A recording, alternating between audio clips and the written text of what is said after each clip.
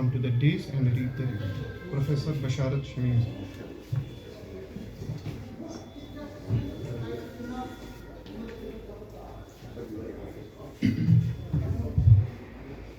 Respected dignitaries, other guests, other participants, Assalamu alaikum. Good afternoon.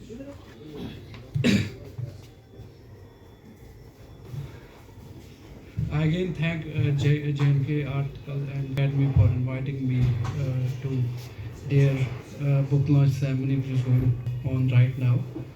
And it's not for the first time that I have been invited to present a review. I have attended a few book launch programs before, but what is refreshing is that I am reviewing a book in prose for the first time. Till now, I had only got the opportunity of reviewing poetry books written by young authors, of course, but it's very refreshing that finally I came across a book which was written in prose. Because as you all know, you may be all aware, reading stuff in newspapers and on social media, that there is a boom happening. Everywhere you see young people publishing poetry books, and I'm not disrespecting any of them, but what is needed is interventions in prose. In order to preserve our history, our heritage, our culture, we need more and more prose, books in prose. That will document our history, that will document those things as has been discussed, which are going invisible, which our future generations, they have to be made aware of our heritage, our unique heritage. And books like these are going to play a very, very important role in that. So I really express my gratitude, and I thank the author for coming up with this book, even though it's a very humble effort, as has been already discussed. So the book is titled Footprints in the Sand, and author's name, as you all know, Pirzada Abdul Rashid. It's in prose, and it's a testament that writing prose is not easy. It involves observations, it involves reading, it involves lots of information, background knowledge, and ultimately it also involves command over language. So it's also a credit to the author that he has managed to do many of these things in this book, and it's testament of his intellectual capability and scholarship. And as you all know, our state, J&K, and even our valley, Kashmir Valley, has a well-established literary tradition of its own, and it dates back to centuries. But it's also a well-known fact that Kashmiri language is not the only language that is spoken in Kashmir. Not to talk of J&K, but in Kashmir. I mean, there are other languages as well besides Kashmiri. You all know that. Whether it is Urdu, whether it is Persian, Pahadi, Hindi, so many other languages. And in the modern times, with the spread of education, English is now also a language which is spoken here and which is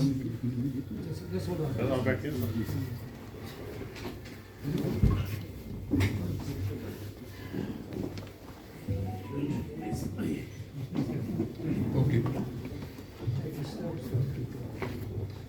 In the modern times, as you know, that due to spread of education, English is also a part of the linguistic diversity here, because it's spoken by many people, and people also write in it. So it's also a language that's now that we now use here. So what does this mean? This means that our culture, our literary culture, is characterized by diversity of languages. And we have to remember this, that we don't follow one single language now. And it's imperative that our history, our heritage, our culture gets documented in each and every language for the speaker, for the reader, for the future readers and scholars to take use of. So we also see many English writers coming onto the scene, many English poets, prose writers who have gained international fame and recognition. Kashmiri, they were born as Kashmiris. But most of them, as you know, they write in fiction, they write novels, they write short stories. And one thing that that was missing is that we need more and more non-fiction writings as well. And this particular book is one such. It's a non-fiction work. It's a collection of essays. So it goes to the credit of the author again, because we need to explore more and more things. There is already there is a lot of richness in our culture, whether we are talking about syncretic culture or Sufism or mysticism. Right now there is a program going on there.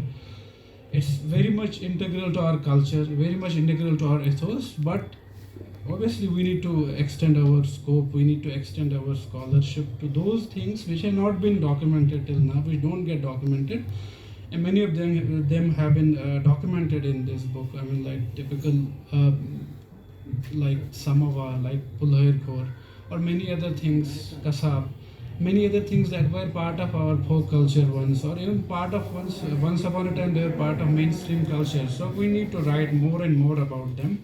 And I'm sure that J&K Academy is already encouraging authors of all age groups to come forward and giving them all sorts of help and encouragement so that they can publish and they can document. And it's not something that they're just doing it part of their duties, because it's ultimately a service to the nation. It's a service to one's culture. So that's why I find this book very interesting, and it's something that the author has tried to fulfill the aspiration by bringing us very close to the social and cultural history of our valley.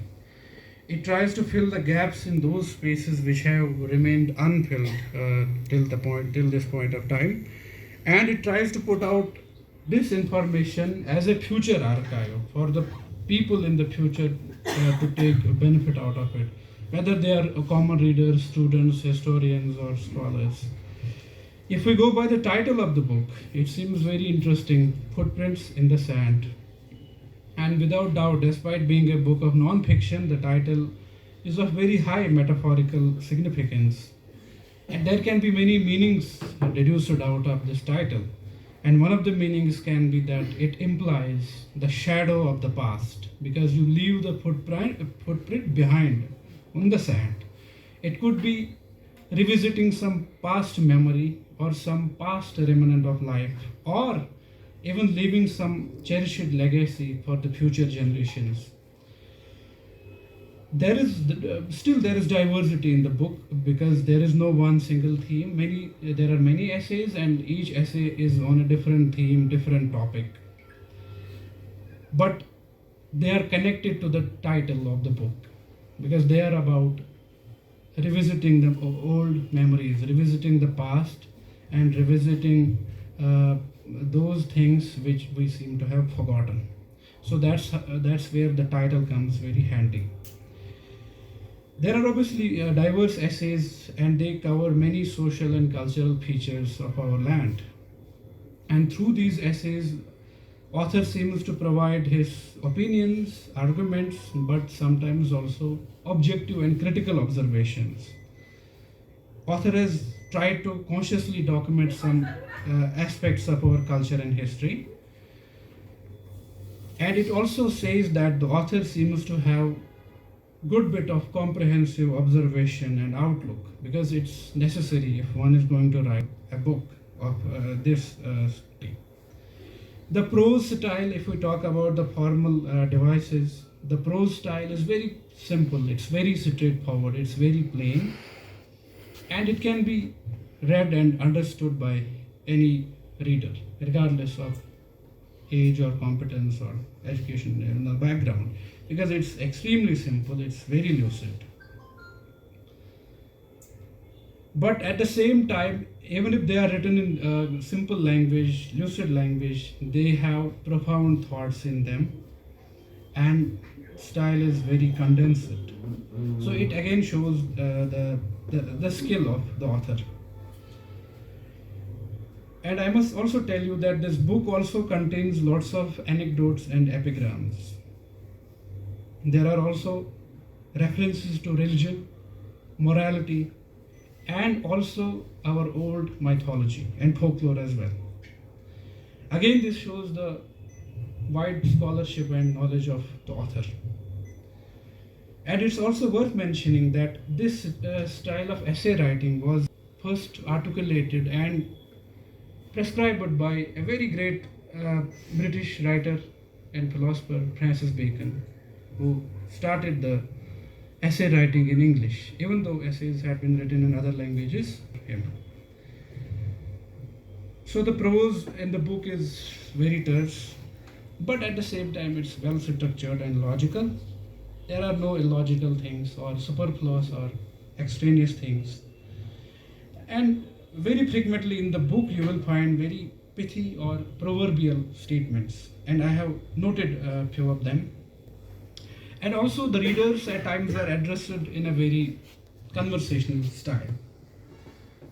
For example, I'm narrating few of the proverbs that have been mentioned. For example, on the page 11, the author says that kind words are a balm to the aggrieved persons. So, besides this, there are also similes and metaphors in the book which make it interesting, even though I have been telling you that this is a work of non-fiction. In fact, the first 5 essays in the book are wholly and solely dedicated to didactic sayings which express religious morality and religious ethics and teachings, sometimes delving deep into the mysticism. So but preachings and religious morality is not the only thing that I found in this book. Besides religious morality and religious teachings, there are also secular teachings or secular morality that is discussed in the book by the author, especially when it comes to the conduct of how we behave as citizens. The essays in the book largely are reflective of the author's love for his homeland, its culture, its tradition, its heritage. But besides that, there are also deep held concerns for preserving the ecology and the beautiful landscape, which you all know is coming under threat due to our greed or whatever. Kashmiri traditions like pottery, rural artifacts, things like samovars, yindir, spinning wheel, Khan's Mughal, and many other things have been given due mention, and they have been explained their etymology and their historical importance to the readers. So it's, I think, a very, very good service in documenting our history. And what I found ultimately that this is a book that is trying to convey a sense of belonging to the past, which is very integral to our collective identity, because